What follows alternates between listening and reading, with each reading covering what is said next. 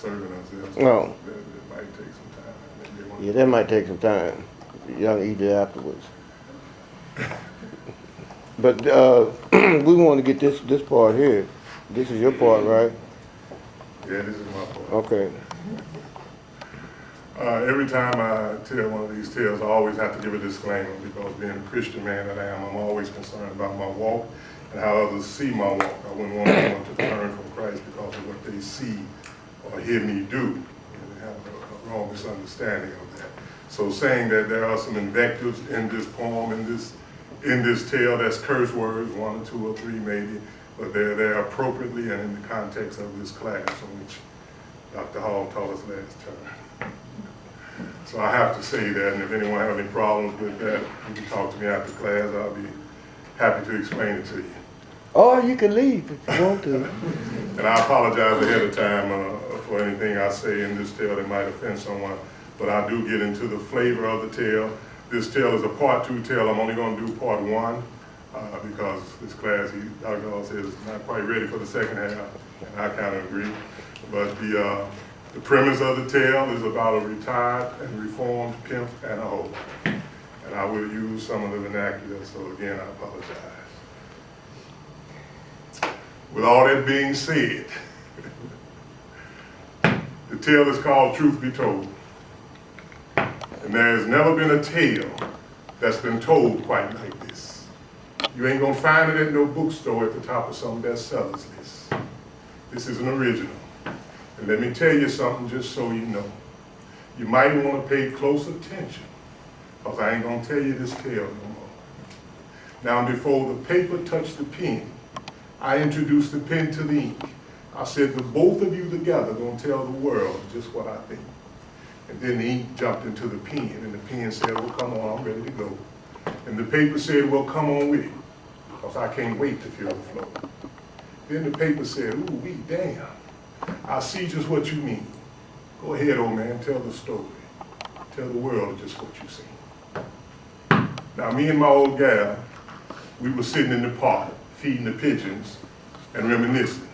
Wasn't bothering anybody, just sitting in the park, feeding the pigeons and reminiscing.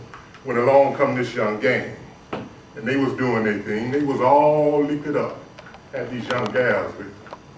You see, they was kicking up a fuss. A bunch of shady characters I wouldn't trust looking at us like we was their next victims. Well, now me and my old girl was sitting under our favorite tree. And I'd be damned if one by one they didn't convince to mess with me. They carried on talking about old man this and old man that. Ain't you a little bit too old to be trying to get with that? And I said, why, you young ass hoodlums, y'all ain't got no respect. No respect at all. Pants hanging all off your ass, always grabbing on your little ass balls. And them little old gals, they wasn't much better. Talking about, hey, old man, we know you got some cheddar. Well, I said, that's about all I got for you little dumb gals is some cheese. You little rat-faced wenches going around spreading all kind of diseases. I said, you ignorant girls, you better leave me alone. Because I may be old, but my game's still strong. Well, right about that time, one of them bust out rapping this lame song, and it went on and on and on till I got tired. And I said, damn it, can't y'all get through? And then that little signifying girl said, Mad Dog, you gonna let him talk that way to you? Then Mad Dog said, hell no. I'm about to give him the mic and see what his old ass can do. Well, now that's when the little young fella slipped up. Come handing me this little fake ass mic talking about, hey old man, try your luck. Well, I threw it down. I said, look at here, young fella, ain't nothing fake about me. Everything I do is true. So pull your pants up and sit your young ass down and let this old man school you. You see, I was spitting rhymes long before your time, even before your mama knew you. My spit was all the rage back in the days when we was warriors, like Shaka Zulu. When we were kings and queens and wore golden rings, and your family was the brother next to you, when brothers was loving one another and providing for the mothers, and all your babies knew you. When the old folks were gold, and the babies they hold represented our past, and more important, our future. And when we was all looking the same, and knew our real names, pure black blood was running through you. That's long before the white man came with new names and chains and the diseases he brought over from Europe, truth be told. Now we crossed the 7 seas with the white man's disease, 300,000 miles in the belly of a ship. But before we hit land, we done made us a plan that when we talked, our words wouldn't come from our lips. So we started beating the floor, and the ocean began to roar, and we beat the sides of the ship. And then we rattled them chains, called out our real names, and we bounced when the ocean would dip. And brothers started to sing, and that's when it all began. All the tribes started letting the rhymes rip. Simbutu Tasa, Miamusu Sambe, my soul cries out from the ship. Miamutu Sasa, Miamusu Sambe, make me strong to endure the wrong. Give me strength to survive the trip. Now we're on the other side of the world, in a land we never knew, with the ocean behind us and the unknown before us, and the white man telling us what to do. Well, we survived the trip, but many died on that ship, and we laid their souls to rest. But now those that remain had to endure more change as we faced our biggest test, slavery. Well, now we fought best we could, but the effort was no good, for we were few, and they were many. And then they beat us, and they beat us, and beat us, and beat us until our skins, we didn't have any. Well, now we survived the chains, the beatings, the pain, and the dehumanizing white man's treatment. And though it went on for years, we dried up our tears, and our hatred for him was no secret.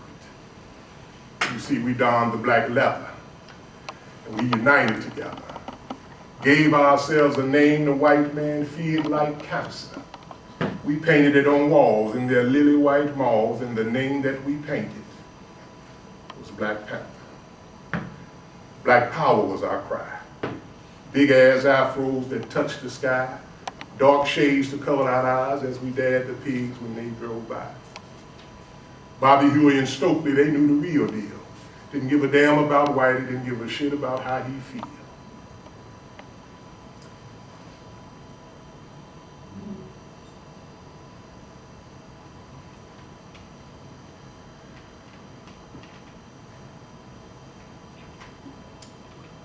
You know, these guys, they didn't hide their guns. They were there to be seen, ready to take care of business, if you know what I mean. Well, shortly after that, we all landed in jail. And the white judge denied the bail, and there went the movement before it started. And brothers faded away with hopes to fight another day, but that day never came. It departed. Now, things get a little blurry from here. It's hard for me to remember the years, now that this old man has gotten older. But there were dreams of better things from a man named King. But he was shot dead as the white man grew bolder. And even before that, how can I ever forget? This redhead Muslim, you won't find much in your text. You see, this brother was clean. This brother was smart. This brother was Malcolm X. Now, there were other names, but none were quite the same as these two brothers who sacrificed all. Then came player haters, imitators, wannabes, and duplicators who did nothing but stumble and fall. You see, I couldn't wave my wand, not for Farrakhan. I couldn't keep hope alive, not even for Jesse. My hope started to fade as my hair turned another shade, because after Jesse, things really got messy. Now you brothers are killing one another. You're oh so quick to pull the trigger, calling brothers out their name, calling other brothers niggas. You're all confused. Your minds are twisted, could care less about where you're from, proud to call yourself a gangster just because you carry a gun. Now let me ask you something. How can you make a baby, don't care nothing about your son? How can you have a daughter and don't make her number one? And how can you have a lady and don't look at her as queen? How can you call yourself a man and your word don't mean a thing? You're going around sticking up your own brothers, whether lie, steal, and rob. Why don't you do some real man's work? Why don't you get a goddamn job? Truth be told, young fella. Mad Dog's reply. Mad Dog. Now look at here, old man. You see my grill is platinum, cause gold is played. I don't punch no clock, but I still gets paid. $100 bills, my pockets is lined with $100 bills. 24-inch rims on my shiny ass wheels. You see, when I drives a tricked out Hummer when I'm digging the scene. 40-inch plasmas with my picture on the screen. And when I'm out here making this paper, I don't break no sweat. Hell, Iverson and Kobe, they ain't got it like that. See, I don't sign no autographs. Ain't nobody pimping my game. Ain't no jive seer suit wearing sucker sitting in some penthouse yanking my chain. Hell no, I ain't no baller. I'm my own shot caller. I'm a mover, a shaker, a badass, fast cash, top dollar money maker. So dig this, old man, while you out there talking about keeping it real, searching through the bottom of that happy meal. Don't be hating on me, cause I'm still in the game. I ain't the one that messed up your claim to fame. Hell, one day I might be just like you, sitting on a park bench without a goddamn thing to do. But until that day comes, old man, why don't you just let a young brother do what a young brother got to do? See, it's our time to be bold. If you want to know some real truth, old man, you just have messed around and got it. But you see, old man, I'm not really mad at you because you and I, we really on the same team. Except all that old stuff you've been talking about happened in the winter. And the game we played was in the spring. Peace out, old man, and truth be told. That was the truth be told tale. Now, I remember the words of an older somebody as I pass along. And if I could cheer somebody with a word or a song, if I could show somebody that he's traveling wrong, then my living would not be in vain. He said that if I could do my duty as a Christian art, if I could spread the message. Okay, I'm filming. Well,